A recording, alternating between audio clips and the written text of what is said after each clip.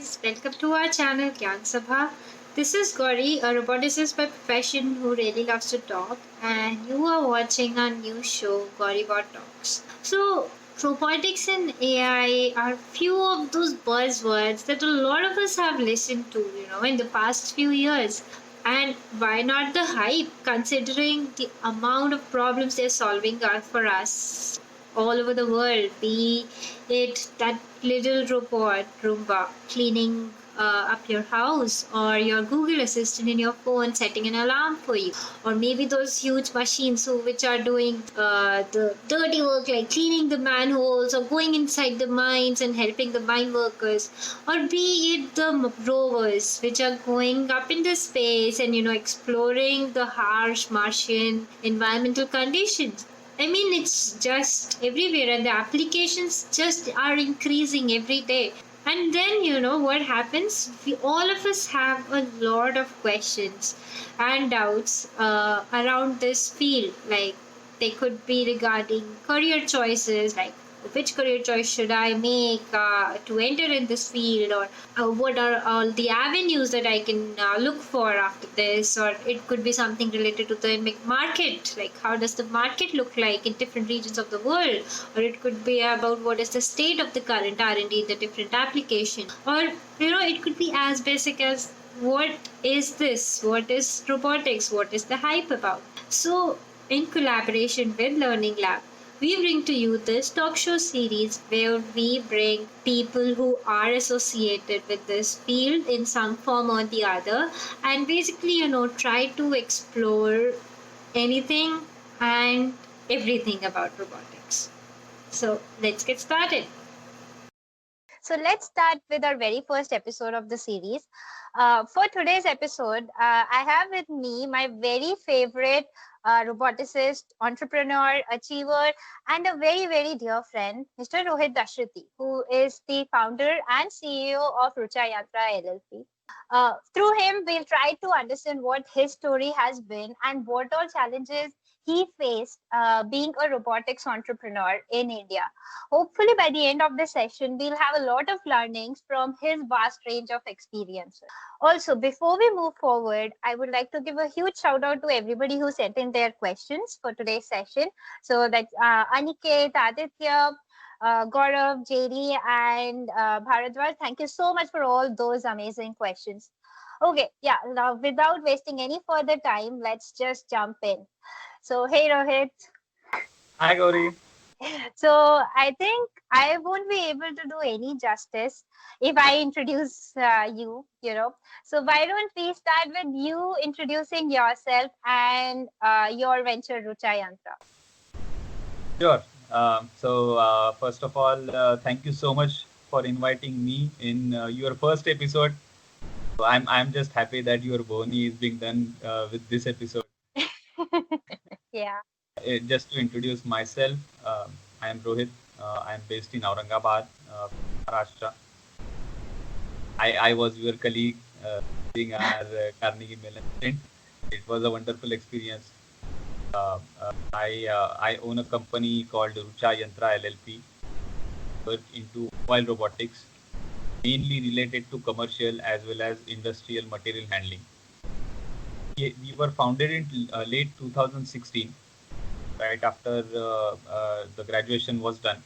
I came back to India and founded this company, started this venture. It's been almost 4 years now, and it's one day past our fourth anniversary. Oh, wow. Nice. Congratulations. Happy anniversary. Thank you so much. It has been a good journey so far. I started as a confused kid into mechanical engineering, like almost 70% of the engineers or engineer friends that we have wanted to always play cricket or do something else than engineering. Eventually ended up in engineering only. So yeah, it's nothing new. It's a traditional story of an Indian guy who is confused. But happy to Yeah. be in this domain. Robotics is exciting. There is always every day something or the other new happenings. Yeah. So, when did you decide that you want to be an entrepreneur? Absolutely. So even if there was a confusion at my end, as in what to do, I was always clear about one thing, that if at all I follow technical education, I would do something on my own. That was there from the start, and it was also I mean, it was also pre-decided by me that if I have to start something, I'll do that in India for my own country, in my own country. Hmm. That has always been the plan. And as during my coursework, as the interest in robotics grew, I had decided that I would come back to India, set up a company to deliver these kind of mobile robotic solutions, solving some kind of problems into transportation, that to manual transportation, at a much affordable cost, with equally good technology as compared to other peer companies in this domain. Yeah. So I know that you have done, 2 masters, right? Yeah. Yeah. So, like, do you think all of that masters that you did and all the time that you spent in studying so many courses, is all of that, coming to use? Or how is it like? Yeah, of course. Of two masters. So again, it was a plan since my childhood that I never want to remain bachelor for a long time. That's why I ended up doing. It's a lame joke. Sorry for that. Can I forget that? Yes, I mean, up to a great extent, the experience, the academics learnings, which I came across during these two masters, have been able to shape my own career, as well as the company I am handling. They are really coming to a good use. I would specifically like to mention that first masters was basis of the second masters, because that's when I Hmm. really started generating interest into robotics. It Okay. was a mechanical engineering masters, during which I tried to take more courses towards control systems and robotics, because I had started liking playing with electronics, microcontrollers and stuff. Usually, guys start that at the age of I don't know, 15 maybe. I started pretty late at the age of 22. Um, but yeah, I, I mean, I think no time is late. As long as it's resulting in something wonderful, why would you call it late, right? well, thank you for that. Now, I would completely be shameless and also tell you that I picked up a Lego kit at the age of 24. So, but yeah, I mean, during first masters, foundation of my overall interest in education of robotics was laid, and it was followed during the second masters by doing specialized courses, which together we did, like computer vision, machine learning, artificial intelligence, and whatnot. Uh, we also shared a project course, which was a fantastic experience. You used to code, I don't know, throughout day and night, you and Jimit, and I acted as a so-called system engineer or project manager. And that's when I learned that the project manager basically does nothing. He knows nothing. It's just that probably he tries to get that work done from people. I'm just kidding. Because, but yeah, I mean, one reality is that foundation of project management is something that I learned during second masters, while combining the specialized interests into robotics, and that's what has been helping me Hmm. in founding as well as running my own company. So it has been a great Right. experience. The course really gave a good overview of all these robotic specializations, and then it also touched base upon how to really develop a particular product, and keep it evolving. So that's Hmm. how these courses have helped me so far. Yeah, I think that's a very valid point, because I think a lot of students, especially for those courses, were like, "Oh, why are we studying this?" But I think in the end, if you want to, like, I think in any profession, like those skills are something which help you a lot, right? You need to know those management, project management, and systems engineering skills to deal with these humongous projects. Absolutely, absolutely. And one thing, in just extension to what you mentioned, one more thing that I learned, which you and everybody in our batch would second, is that you look no time while working.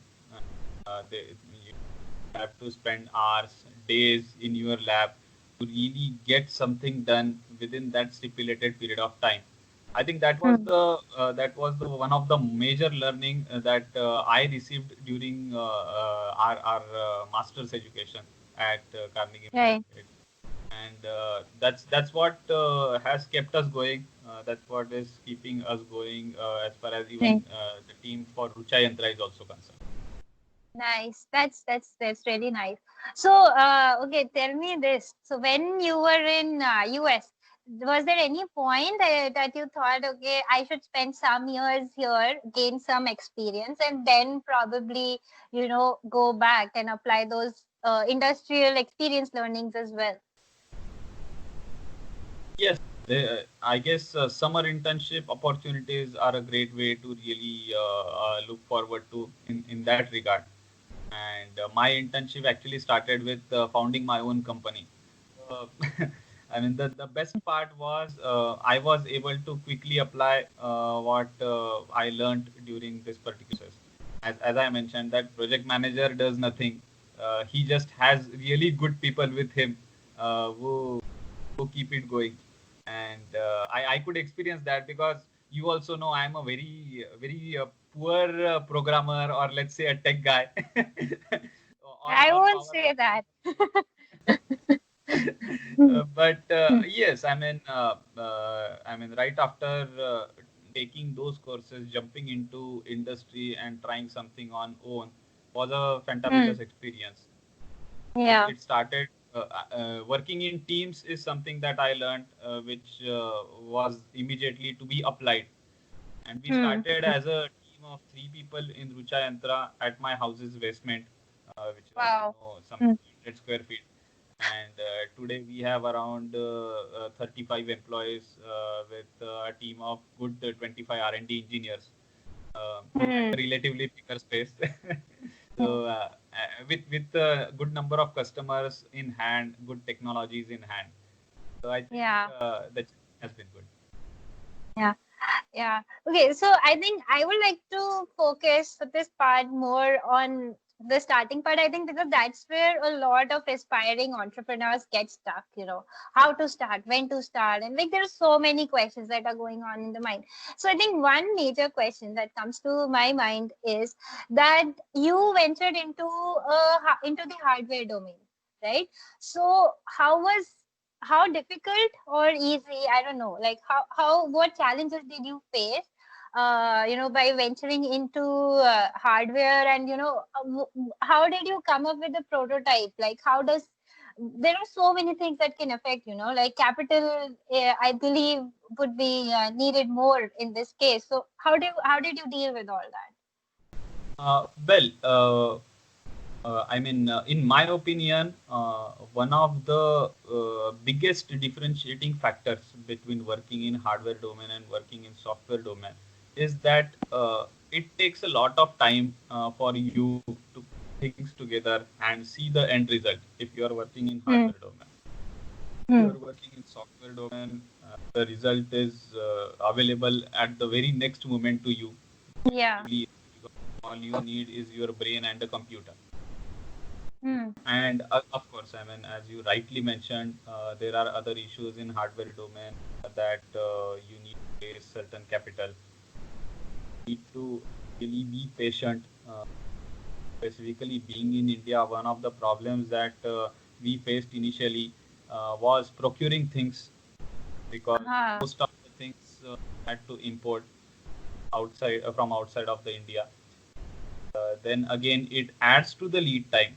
So in all, we need to be patient in terms of creating something, shaping something. We also need to be patient in terms of procuring things which would be put in an end product. We also need to be patient with the investment. Hmm. One cannot really spend all the money at once. That money has to be spent wisely. Secondly, money has to be raised. That also has to be Hmm. raised wisely. Yeah. There are some notable differences, definitely in terms of software and hardware. So yeah, I mean, there are notable differences. For example, when we had started in our house's basement, so there was no Hmm. money. We had no money to really procure any kind of raw material and make let's say a frame of the robot which we wanted to experiment with. So Hmm. there are tips and tricks we need to utilize. उसमें थोड़ा सा जुगाड़ करना पड़ता है. One of the जुगाड़ that we did to start with was take a मिठाई का डब्बा, attach two Oh wow. Lego wheels to it, and then put some kind of sensors, each sensor worth of 10 rupees. So I Hmm. guess even kids into sixth and seventh standards have more budget than that to buy a cricket ball to play. But yeah, I mean it was wonderful.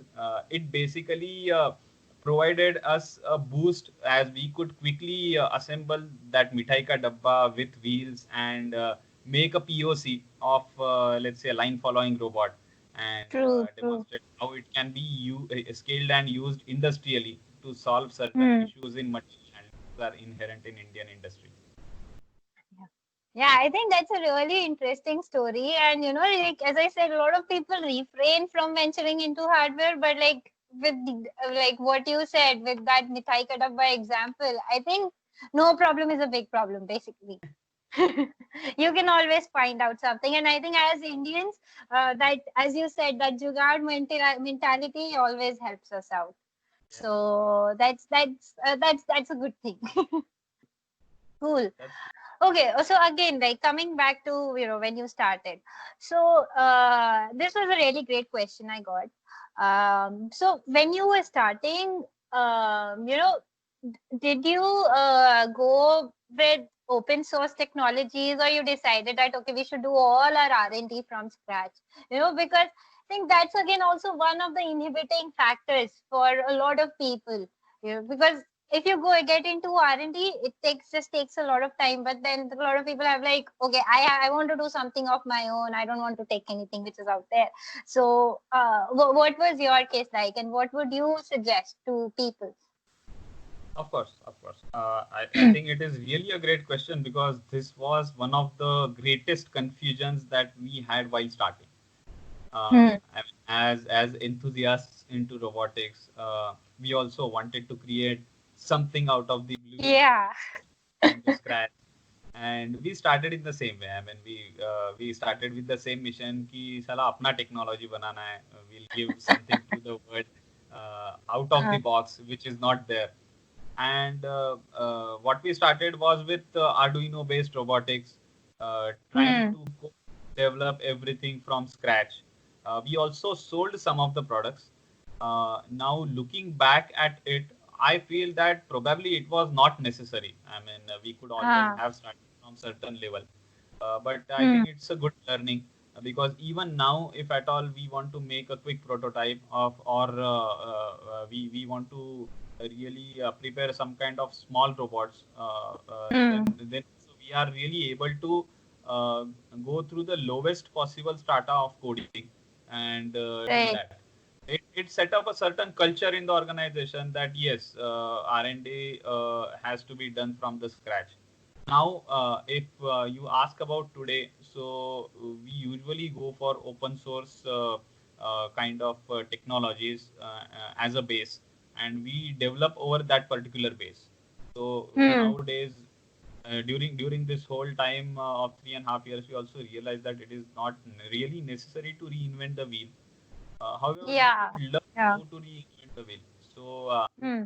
yes, I mean it's good to learn, but at one point of time, you also realize that ये दुनिया में ऐसी कोई चीज नहीं है जो किसी ने करने की छोड़ी है.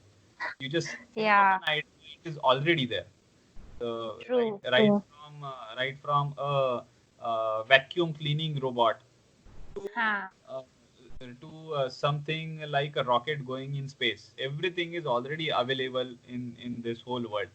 So you True. cannot be first guy. It's probably a smarter choice now to really go for a pre-developed research and then also develop your own things based on that. Hmm. So I think I have one follow-up question there. So like as you said, everything in today's world already exists. right. Whatever you go about thinking, it will always be there. So I understand that you take something which is out there and then you develop something on it on top of it. But still, when it comes to the competition part of it, when you are out there in the market, how do you differentiate yourself from all the other people? Because it could be highly possible that everybody has started from the same set of technologies. Absolutely, absolutely. So again, a very good question. Uh, I think overall, if you see, competition, in my opinion, is overrated. What happens if at all you are providing similar or exactly the same solution? For a thing for which one guy already exists, it opens up the market. You also need competitors, even if you are the first mover or you are not. You still Hmm. need the competition because we have to understand that one guy or let's say one company cannot really Hmm. cater to the whole world. Forget whole Right. world.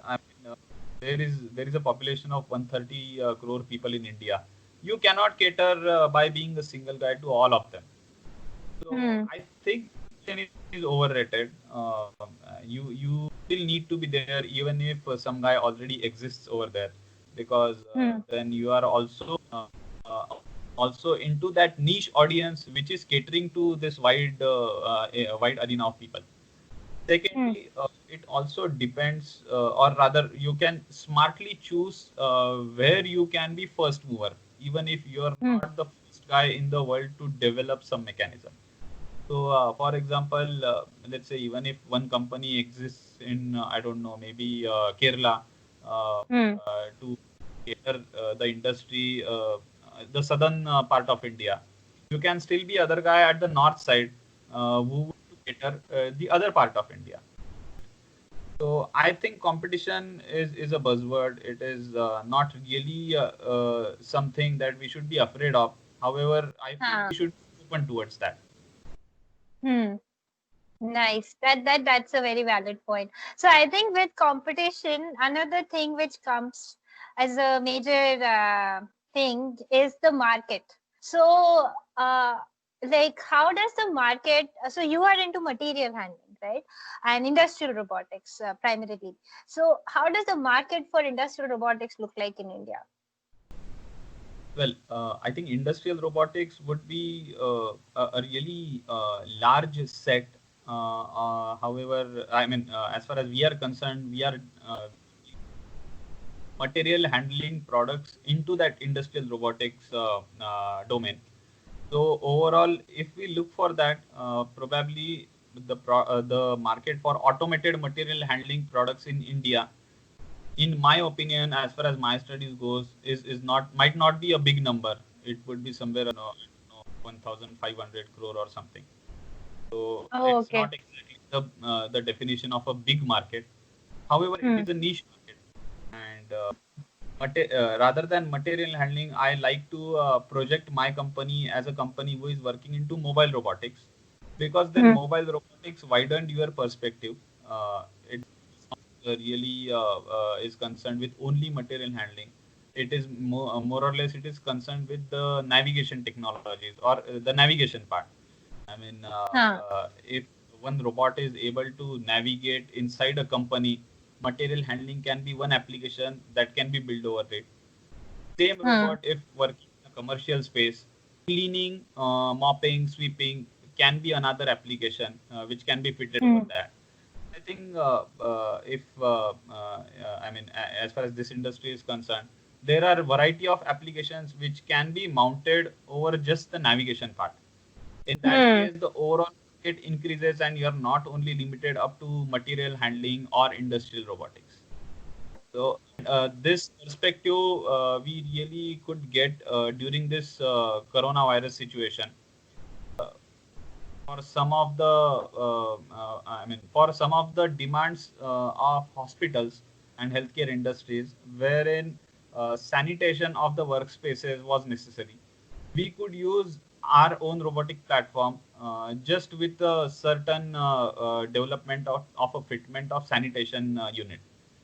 I look at it that way. It really opened up our eyes that yes, I mean, opportunities exist beyond what we are working, while keeping Yeah. our product exactly the same.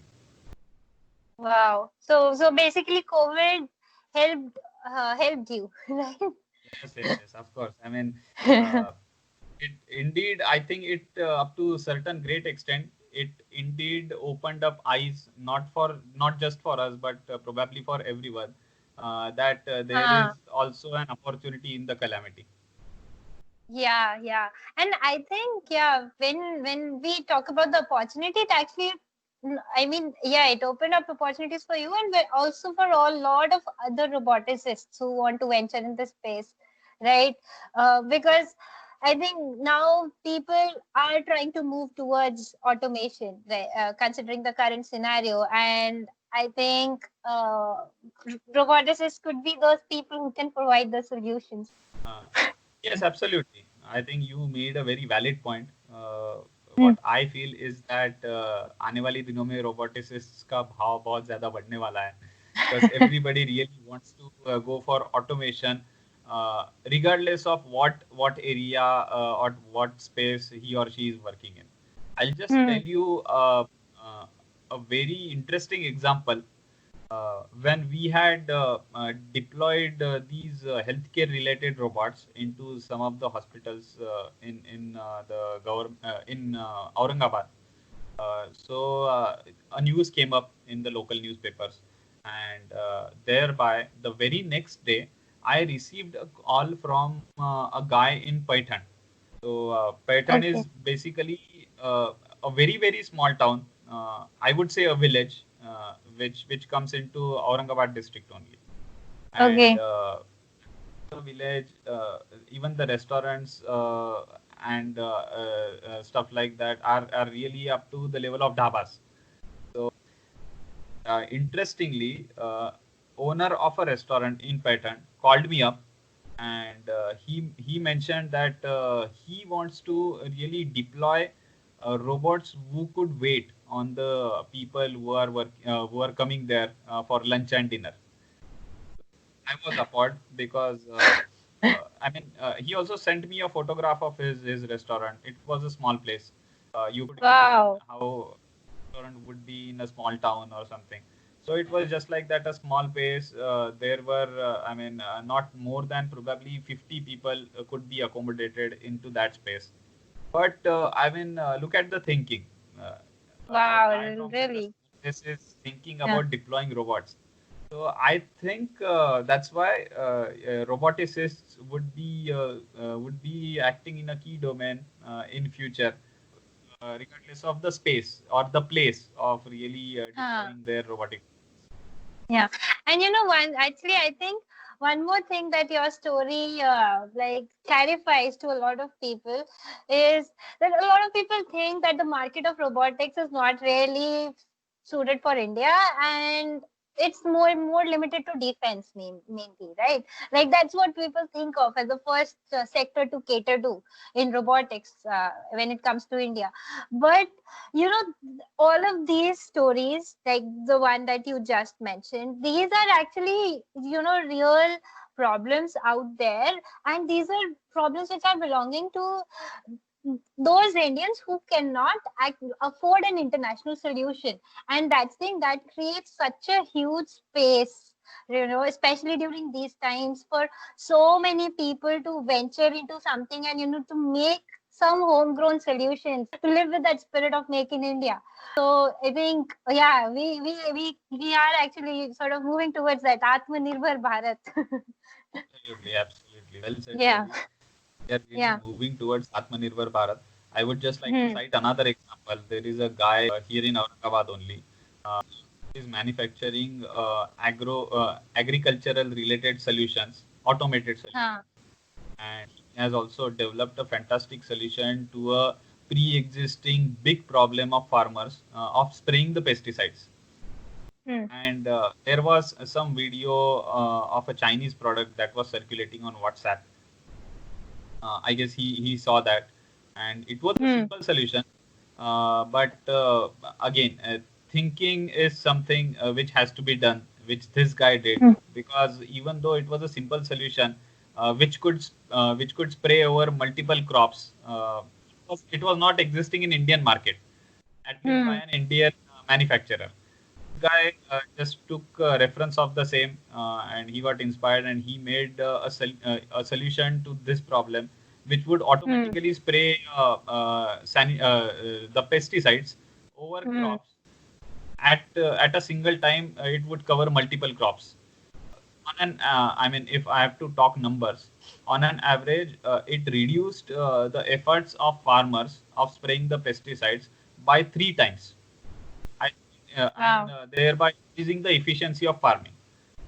This Hmm. guy is located right here at Aurangabad, and he was telling me he was telling me that he is getting inquiries from Ethiopia, Nigeria, and many other parts of African countries Huh. over just an update on his Facebook page that he posted. I guess the world wants it regardless of what space you are working in, which Yeah. country you are working in. If you are able to Yeah. solve a certain problem which is True. disturbing True. every. True. That's very true. But then I think one question or one doubt that comes in the mind of a lot of people out there in the masses. I won't say roboticists because I don't know how many roboticists think from that point of view, but the masses is that won't the robots end up taking the jobs? What is your say on that? And I guess that the biggest problem, or let's say a biggest thought provoking issue in India that incites everyone is this: what would happen to jobs if at all robots Hmm. take? In Yeah. my opinion, uh, in my opinion, you would keep losing menial jobs. As in, you Hmm. would keep losing jobs which are mundane, which add no value. But there would be job creation in multiples of the number of losing the job. Because let's look at it with this angle. If you develop a robot, you need to go for certain service maintenance part. You need to Hmm. go for certain assembly part. You need to have people for manufacturing part, Hmm. and then you Hmm. also need to have people for a certain deployment part. So one Hmm. robot is, in my opinion, creating at least 6 jobs. I think it's again a hype or an overrated statement which says that robots would take up your job and you would be jobless. I don't believe that. Uh, Yeah. Instead, it will create more jobs which would be adding value to the day to day. Believe me, nobody really wants to keep pushing a trolley, keep Yeah. serving drinks in a restaurant. Yeah. One guy or girl or whoever it is always wants to keep graduating in his life, and tries to keep doing better and better. Yeah, yeah. And actually, at some point, those jobs, those mundane jobs, somewhere or the other, some of them become inhuman also. Like, a few days ago, I was watching this video on, on Safai Karmcharis in India. Okay. And it showed people are going inside the manholes without any safety gear, without anything, into the manhole and cleaning up all that crap. Okay, and it's so bad, and so many people die every year because of that. And then I was reading about this another company in India which actually created a robot which does this manhole cleaning and is being operated by the same people. That is that's basically you upgraded those people.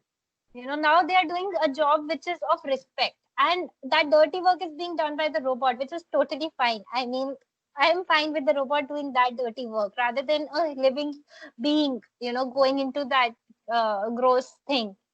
Absolutely, absolutely. You made a very valid point, and which also aligns with my thinking. These jobs are certainly not just mundane, but sometimes they are dangerous, they are Hmm. painful, they are inhuman too. Even just let's even forget this mining or cleaning part. Let's just talk about household cleaning. So after lockdowns were announced, I had started cleaning the floor of my house, just in order to maybe showcase how much I am contributing in the household activities to my mom and Hmm. my wife. And I mean, I was scared to death. While Huh. doing one of the uh, my back started aching so much that I had to sleep Huh. for 2 days continuously. It's not an easy job. Just talking about floor sweeping, mopping. इनकी आप जो अपने घर पे रोज जो by आके ये करती है, then how much we expect from her, and is it really human? Trust me, Hmm. it is not. It's a difficult True, task. true, true. Such Hmm. tasks can definitely be taken over by robots. And who knows? I Yeah. mean, can be some business model wherein those maids who are currently cleaning the house can maybe just buy a device and keep lending it on a service basis to many houses. Some new thing always creates other multiple new things. I personally Yeah. believe Yeah. on this. Yeah. Yeah, definitely. Yeah. So I think again, now going to another domain, and like yeah, we talked about robotics generating employment. So when it comes to who you are employing, I would like to really know what is the talent scenario in India. How hard or easy is it to get that workforce which can actually design these robotic solutions. It was pretty hard when Hmm. we were studying. It Hmm. was still pretty hard when I had founded this company. It is getting less difficult over times. Hmm. However, I mean, the basic problem that remains is still many of almost 80% of engineering colleges in India lack a good curriculum as far as specialty robotics is concerned. But Hmm. yes, I mean, there's a certain awareness, and now people are really looking after having this kind of advanced curriculum. I think the MOOC portals have helped greatly in really trying to enrich students with updated knowledge. Portals Hmm. like Udacity, Coursera really have great courses over robotics, technologies, and even other domains, which any student can just absorb while sitting in his study room. So situation is getting better. Uh, in when we had started, we practically had to train all the people that were joining us. So even the initial team that we put together, I had to personally train each and everyone, starting from what is Arduino. So it was a fun Okay. ride. Of course, time was spent into that. Then those people could become good mentors for other people who started joining after Wow. that. So Hmm. it Hmm. keeps on building, and now with the improving scenario of education, at least online education, I think it is getting simpler. For a Ah. place like Aurangabad, it used to be quite difficult to get good people. I won't say it was difficult to get good people. I would say it was difficult to get trained people, because good Hmm. people are everywhere. Even Hmm. now, almost 90% of the talent that we have is all local. It comes Hmm. from within our, and they keep doing fantastically well. They are there Ah. since the inception of the company. We Yeah. just need them, mentor them. Yeah, yeah, actually, that's very rightly said, because a lot of us come from small towns. So, like, even I come from a really small town, and I have ideas, and like everybody is like, no, I want to start something in my own town. But then this thing comes up that how will I find people? How will I find, thousand other things in my small little town? But I think you just gave the solution that you need to mentor that homegrown talent. So that's a really wonderful point you just raised. So I think one really major thing that comes to a lot of minds is if I want to start something in India, how would the government, support me? Is there any support, especially for the robotics startups, or what all state funded facilities are there, or are there in incubators? Like, I would really love to know what is the scenario from the government point of view. Sure, sure. I think one of the notions again that is across many students or many people who want to start any business in India is that there is no or less government support. This is seen in contrast with how maybe companies from US, startups in China, or some other European or let's say Asian countries uh, are supported by their own governments. We also have to be aware of this situation that as compared to them, uh, we have huge number of people, huge population to cater to, and that's why probably monetary support might always not be possible up to a great extent. But being into having started a company newly, I would also like to maybe summarize what kind of support other startups like me also are getting. I think government is doing a fine job. Yeah, Startup India initiative is one of those. We are also doing Hmm. my startup under the same program, and Hmm. it's not always about money. Any new entrepreneur really has to really is confused about multiple things, not just capital but also mentoring support, IPR support, Hmm. acceleration, network contacts, finding experts, consultants, and even of course funding. Funding is one of them. Startup India platform has been really instrumental in providing these kind of support. It Hmm. basically a part of a wide startup network and Yeah. mentors those available with them. The great scheme that Startup India through Startup India you can avail for first 10 years after registration your company as a startup.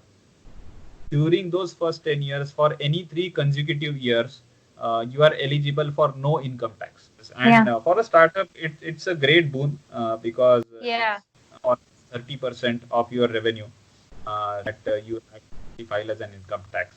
And if that is True. waived, it really makes you comfortable to keep spending that money for newer initiatives or keep growing your business. And 3 years is Hmm. a fine period. It's something that is really good. Then another thing that is happening is through these platforms like Startup India or Agni or some other ones, you get a wide reach to an extensive network. You basically get connected with like-minded people. These platforms always keep holding certain competitions funded by Yeah.